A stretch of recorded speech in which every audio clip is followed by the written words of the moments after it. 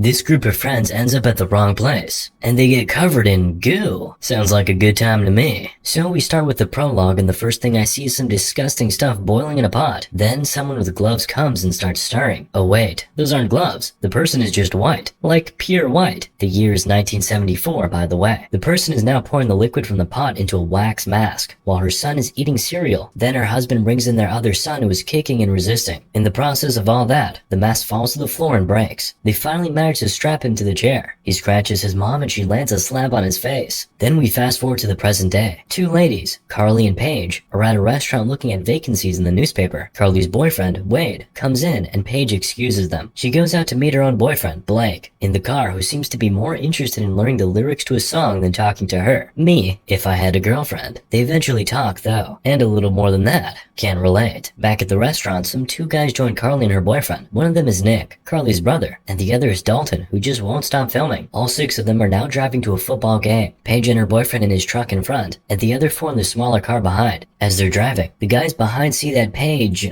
dropped her lip balm and was trying to get it. Yeah. Anyway, they all decide to pull over, camp out for the night, and continue their journey in the morning. They all get down from the car and Carly is talking to Paige about how she needs to tell Blake about her pregnancy. Paige says she'll have a conversation with him when she knows for sure. The camp is now fully set up. The boys are playing catch except Nick. Then the ball rolls to him, and when Wade asks for the ball, we see that there's bad blood between these two, but Carly steps in right in time. Apparently there really is beef between the siblings. He once stole a car and his sister didn't cover for him. He's still mad about that, but Carly's now talking to him about how he never takes accountability, and we also find out that they're not just siblings, they're twins. Interesting. Anyway, while the boys are still playing, something starts smelling really horribly. They worry for a bit, but they get back to drinking and filming real soon. Now Blake is asking Nick why he stole that car and he says it's just for the rush. The girls give Dalton a makeover and he gets back to filming. Both couples are having a blast, and then there's Nick just sitting there with his bottle of beer. Nick is me. Anyway, a truck approaches their camp with some really bright headlights. The driver doesn't come out of the car. He just parks there with the lights beaming at the group. They repeatedly ask him to kill the lights, but he doesn't. Then Nick throws his bottle at one of the lights and smashes it. So the driver just backs off. But we all know that this isn't over, don't we? All of us except these guys. They go to sleep like all is well with the world. Now someone is filming all of them with Dalton's camera while they're asleep. Carly hears some noises which wake her up, so she goes outside to look. She finds nothing though, just her brother who came out to get her back to bed. In the morning, Blake is the first to get up. More like afternoon actually, cause he says it's 2:30. He wakes everybody up and they start packing up. Meanwhile, Dalton is now looking for his camera. The girls go into the woods to get changed and a wave of wind brings that nasty smell back. It wasn't me, I swear. Adventurous Carly decides to follow the smell, so they go deeper into the woods. She then misses a step and falls into some pit where there are all sorts of dead animals. She even sees a human hand. She's stuck there. They scream for help and the boys show up and get her out. Always good to have alpha males around. While they're still down there, a man pulls up in a truck and throws a dead deer into the pit. They alert him about the human hand and he goes there, pulls it out, and shows them it's actually not real. Then he goes, "Anyone need a hand?" Classic joke. But these guys are not in the mood, so he doesn't get a laugh. Know your audience, I guess. While Paige is trying to help Carly clean up, Wade is telling the man he needs a new fan belt. His just got busted. The guy tells Wade where he can get a fan belt, and even offers to drive him up there. He accepts the offer, and Carly follows him. The rest of the pack go off to the game. Oh, and by the way, Nick offers Carly his vest cause hers is ruined. He's not totally a jerk after all. During the ride, the driver starts giving them some weird looks. Carly notices a knife on him, and he brings it out, stabs his dashboard, and brings the car to an abrupt stop. He tells them there's a town just around the bend, and they decide to walk. You can tell they're a little creeped out. Who wouldn't be? They suspect he tricked them just to bring them out here, and clamped them or something. But there is indeed a town. He wasn't lying. Now they feel like jerks. Meanwhile, the other group is stuck in traffic. It's so bad that they decide to turn around and forfeit the game. Carly and Wade are walking around the little town now. There's no one at the gas station, so they go into the church to ask. By the way, someone sort of looked at them strangely from a window, and Wade noticed a place called the House of Wax.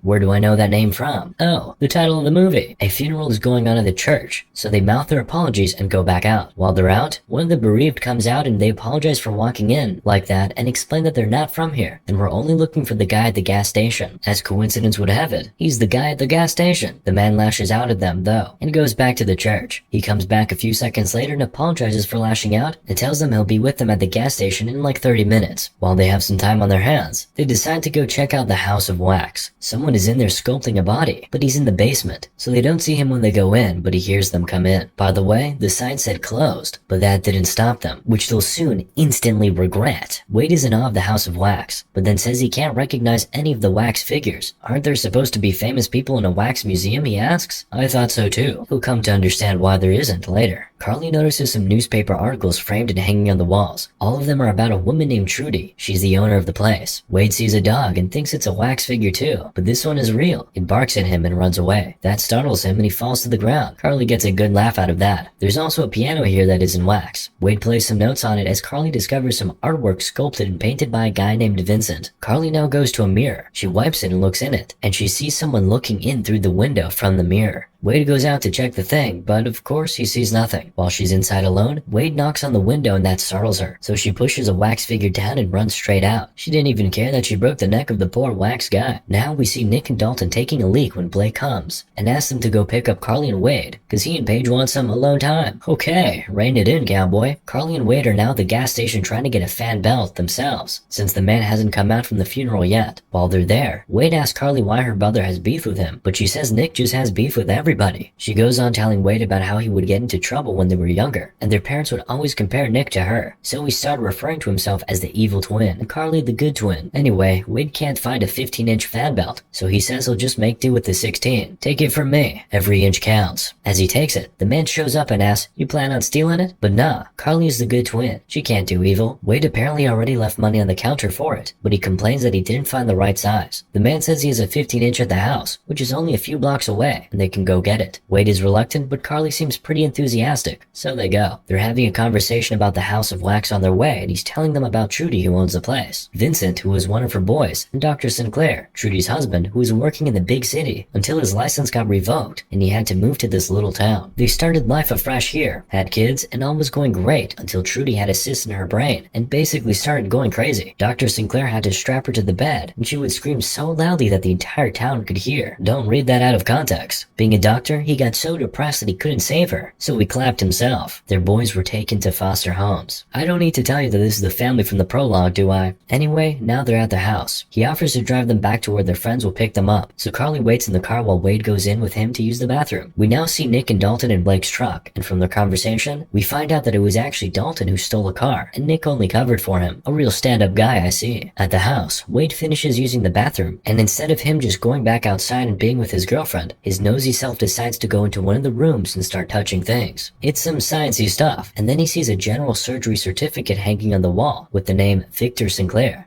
Nothing clicks for Wade, though. He still continues on his tour. He sees some skulls and then opens a curtain and sees some tools. He picks some of them up and starts playing with them. Carly, meanwhile, is tired of just sitting in the car, so she comes out to stretch her legs for a bit, and then she sees it. The broken headlight. That's the man from last night. She panics and goes to press the horn to alert Wade, and as soon as he hears it, the light in the room he's in goes out. He tries to leave, but the door is locked. He's knocking, but nobody's answering. Then someone creeps up from behind him with a pair of scissors and gives his leg a quick adjustment. He doesn't see the person though. He's staggering backward and he grabs a weapon, but that doesn't help him as the person appears and attacks him a couple times. Carly is now more panicky. She calls Blake, but he goes into voicemail. While she's leaving a message, the man comes out with a box. He says he's got the fan belt. She asks for her boyfriend, but he says he must still be in the bathroom or something. She's suspicious, so she gets into the truck and locks herself in it. She tells him she knows he's the guy from the campsite, so he smashes the window and tries to drag her out. Now she's in survival mode. She starts the car and just drives. She manages to throw him off the car, but then the truck gets stuck and she can't go any further. He appears in front of the truck, so she climbs out from the back and manages to run away. Nick and Dalton are still driving towards them, having trivial conversations, not knowing that there's some real fire on the mountain. The person who attacked Wade drags him into a room and is cutting up all his clothes. This person has a mask on, so I don't even know if it's a man or a woman, or a they. They inject him with something, pour some liquid on him, and start sewing him up. He's nearly unconscious, but he sees the dog from the House of Wax. So this is the same person from the wax place then. Okay, that's definitely a man. He opens a pot with some nasty looking liquid, like we saw in the prologue. He rubs it on Wade's facial hair and then puts a sheet over his face. He then drags it off pretty quickly, and I'm sure you know what this process is called. Yes, waxing. While this is happening, Carly is running back out the same way they came in. She gets to some part of town and all the lights just start coming on by themselves. But more importantly, some really crazy stuff is happening back at the lab. The masked man has put some contraption over Wade's face and strapped him into some weird chair. He now opens some faucets and Wade is now being covered in muddy water. Actually, it's wax, not mud. Wait a minute, it's just now clicking. All those people in the House of Wax were real people who were made into wax. Wow.